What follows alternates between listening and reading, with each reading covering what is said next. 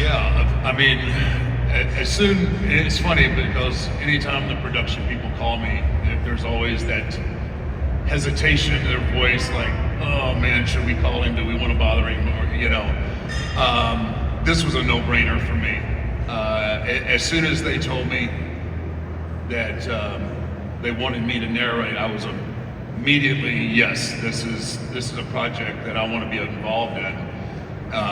I mean, almost without thinking, that came out of my mouth. And then the reality of what I just said was like, all right, you've never narrated anything, and especially anything this important.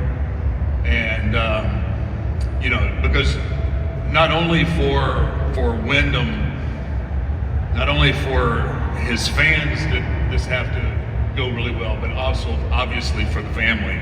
I wanted to make them as proud of this doc as my part would allow me to do. So, for somebody that really doesn't get nervous about things anymore, it was definitely a moment where I was like,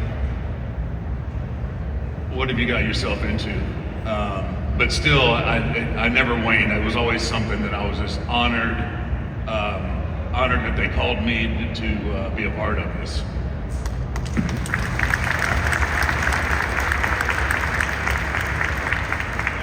Taker, you recently said, before I get into that, obviously the streak, one of the most important things in wrestling history, and that's because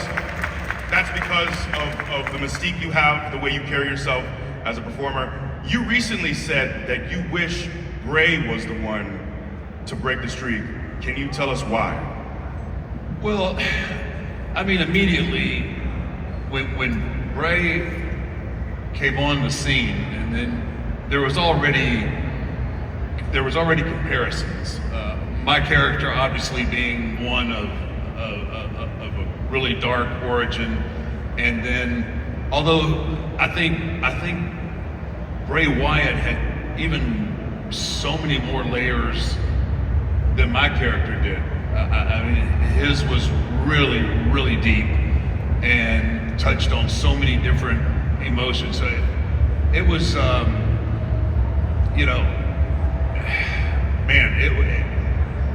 it was just somebody. He was somebody immediately that I was drawn to once he started this, and I wish,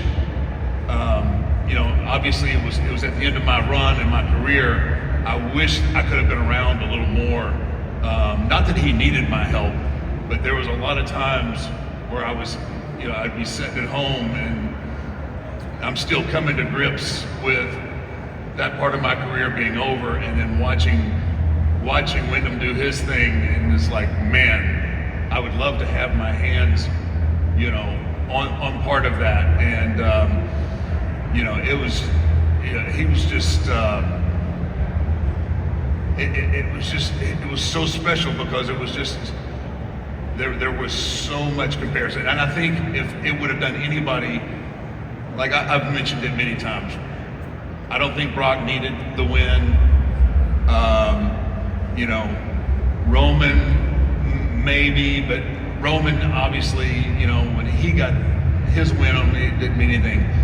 But if by some way we could have held off, I mean, that would have been a real honor for me to be able to pass the torch to someone who, like myself, thought outside of the box, embraced the darker side of life and thought and everything else. And so, yeah, I think it would have, a win against The Undertaker at WrestleMania would have, I think, catapulted him into superstardom.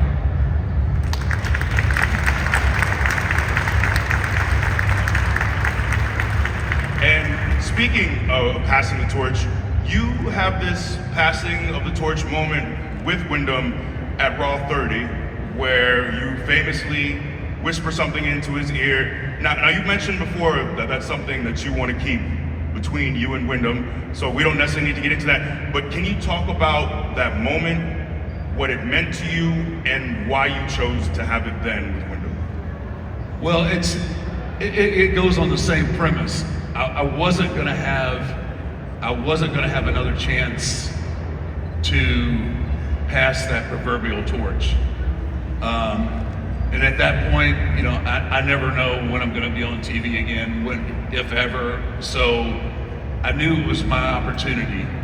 And as smart as our audience is, and the way they pick up on things, and the way they think about things, I knew that they would understand that that was exactly what I was doing. And in my way, just the few words that I spoke in his ear was me passing the torch. It's like, okay, now you now are the Lord of darkness.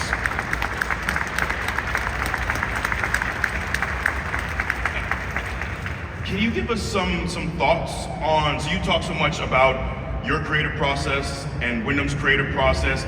Can you talk about, is there anything in particular about Wyndham's process that really gravitated to you? Can you give us some thoughts about the parallels between how you both saw the industry and how you saw performance? Well, right out of the get-go, I think initially we both, and you guys fit into that box as well, just in a much happier way of doing it.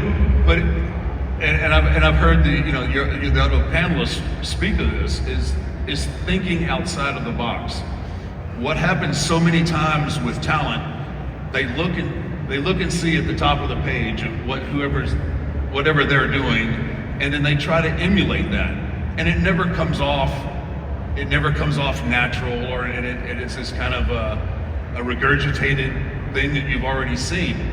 And with Wyndham, I don't think he did anything that anybody else had ever seen, right? I mean, the closest thing, and which really struck a curve, with me, a note with me, was his, referencing Dan Spivey and doing the Waylon Mercy. I mean, that was, Danny kind of had a touch of that in him, but not to the level at which Wyndham went. I mean, you could tell Wyndham's thought process was so much deeper, and it was separating himself from what everyone else was doing. And that's the key, really, to being successful in this industry, is to find that thing that is natural to you, that it doesn't look like that you're trying to be something that you're not. And that's the one thing that really stood out with me with Wyndham, was it was very natural. And even switching from the Fiend into Bray Wyatt and the Funhouse, that is not easy stuff to do.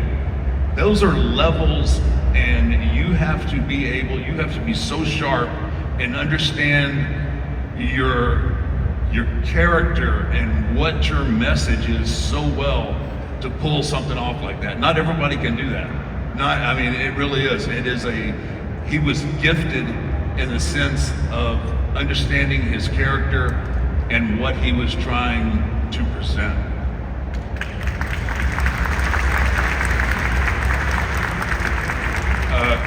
So Taker, you have a long history with the Rotunda family. So I want to bring out two very, very special guests, two men, two of your newest Hall of Famers, the U.S. Express, Wyndham's father and uncle, Mike Rotunda.